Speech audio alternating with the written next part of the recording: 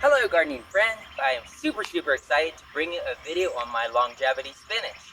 So we're going to talk about longevity spinach, what it is, how to plant it, how to grow it, where to get it, and then I'm going to teleport into the future and we're going to see what it looks like 1 week after I propagate some of this longevity spinach.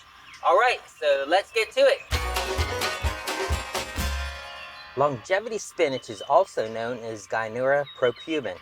It is an awesome superfood that has recently become very popular in the United States. The plant is native to Southeast Asia, Africa, and China, and it's been proven to have high medicinal properties. While I'm not going to claim any medical cures, my feeling is that if you need help with your health, why not add some plants to your diet? It certainly can't hurt, right? The main reason I was initially interested in longevity spinach is because it thrives in the heat of summer, unlike most other lettuces and spinaches.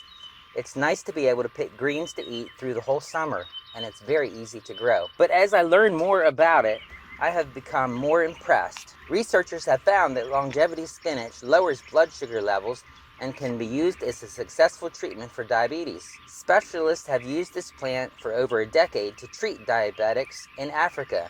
The plant can also lower cholesterol levels and triglycerides in the body.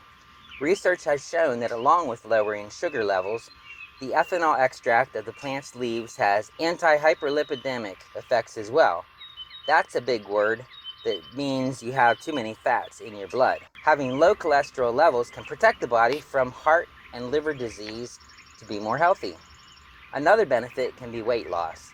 Considering that this plant has these fat-lowering properties, it appears that longevity spinach is a complete health package for diabetic patients. Not only is longevity spinach considered a natural treatment for diabetes and for lowering cholesterol, but it is also great for lowering high blood pressure. Results suggest that longevity spinach may prevent and treat hypertension by increasing nitric oxide production in the blood vessels. Nitric oxide dilates blood vessels and allows for a smoother blood flow. Longevity spinach has also become famous for its anti-inflammatory effects. It contains many bioactive constituents, alkaloids, and steroids. These alkaloids and steroids found in the plant play a vital role in warding off inflammation. Longevity spinach has been used to treat rheumatism for many years. Rheumatism is a disease that causes inflammation and pain in joints and muscles. The anti-inflammatory effects of this plant make it worth trying to help your body feel better. Longevity spinach grows well either in the sun or full shade, but it tends to grow better in the semi-shade. Just make sure that its roots don't dry out.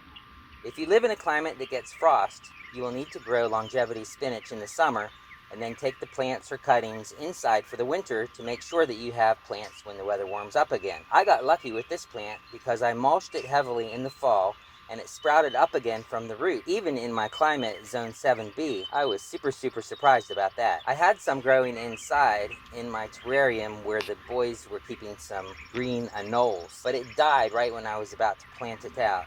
So I was very happy to see it growing in the garden. I got my cuttings from Dan's Permaculture Food Forest in Florida. I will leave a link to his channel and Etsy store in the description below so you can order some cuttings for yourself. I love to eat this raw.